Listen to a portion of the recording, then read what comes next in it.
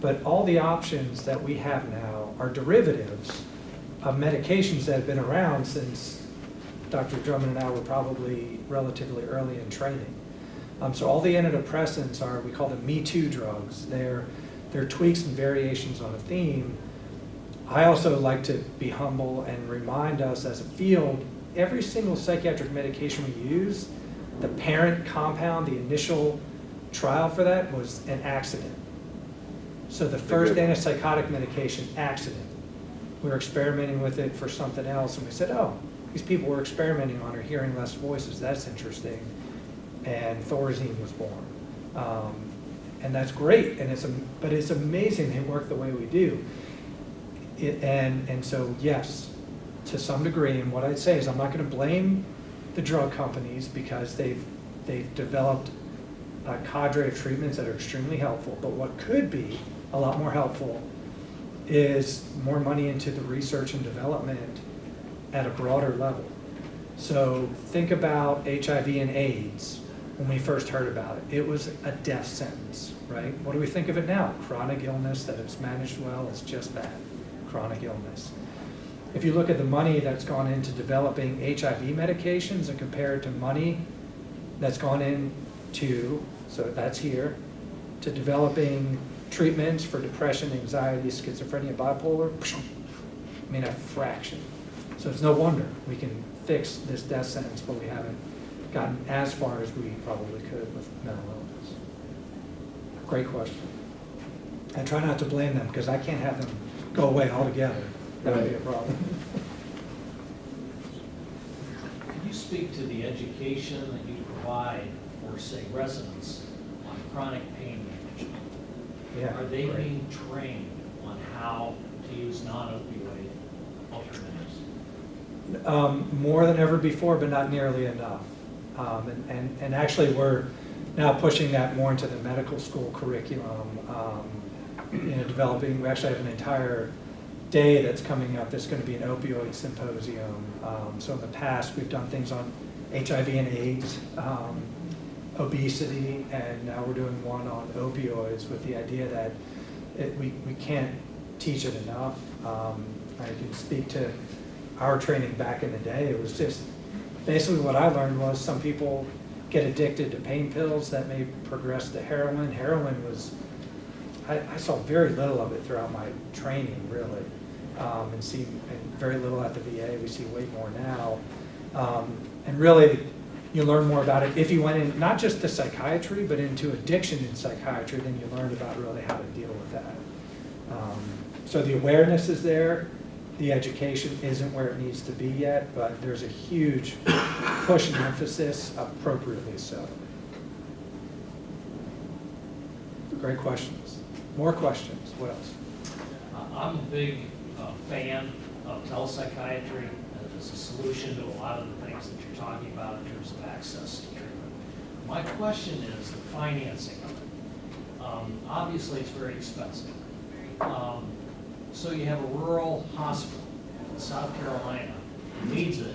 You maybe have the mechanism, the infrastructure to provide it. Who pays for that? How does that work?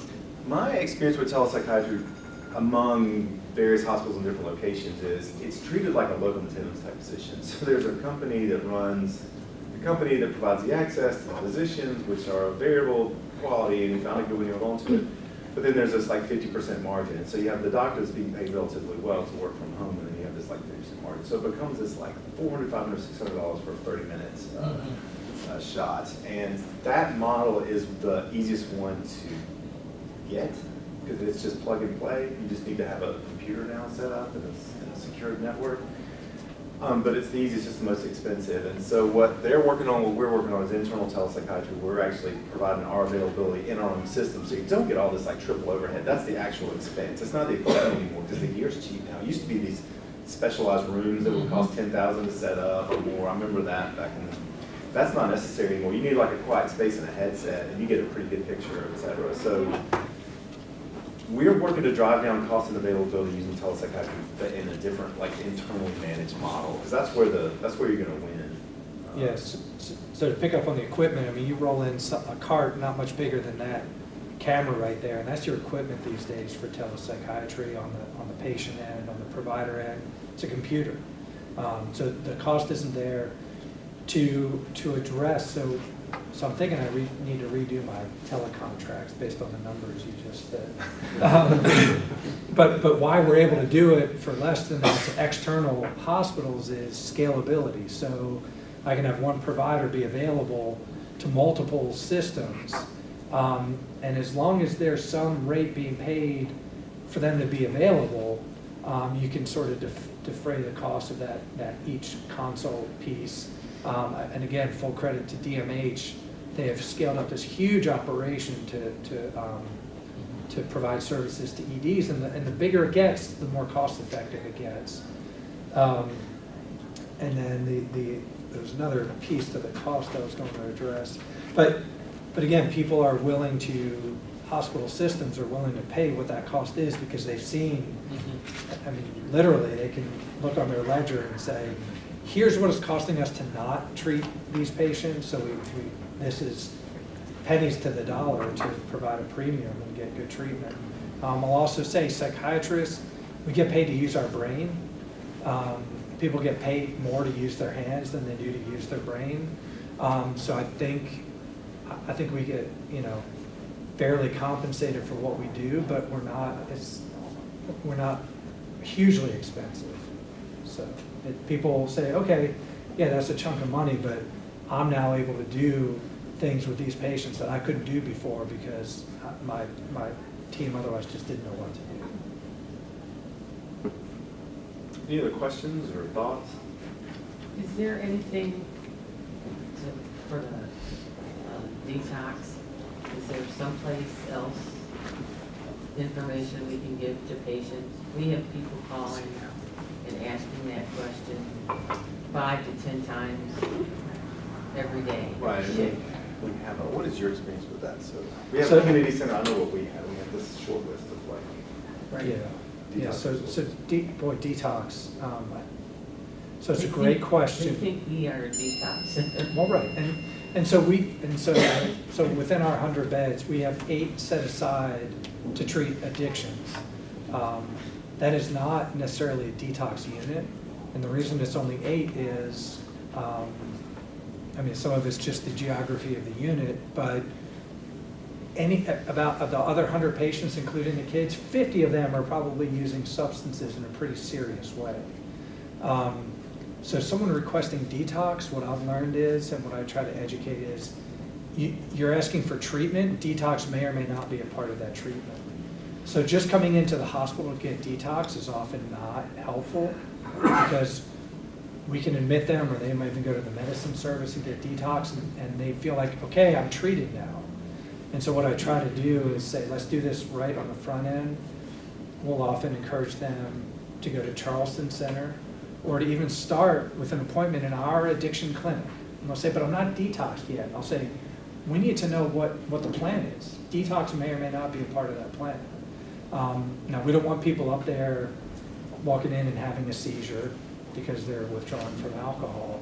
But we try to talk with them about going to an addiction treatment provider, and if detox is part of what you need, then them or us can provide that treatment.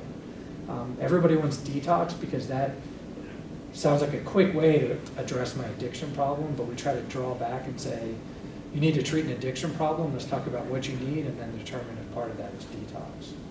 And I'm a big proponent of dual diagnosis, like inpatient treatment to transition to IOP, like even quickly. Right. It helps a lot of people, and it's got the team that's got the right focus on that, because you want to grab people at their rock bottom when they're ready. And if you do, then you feel good about putting the right amount of resources in there, and you have a shot at some long-term sobriety with some commitment on their part and the right people on your end.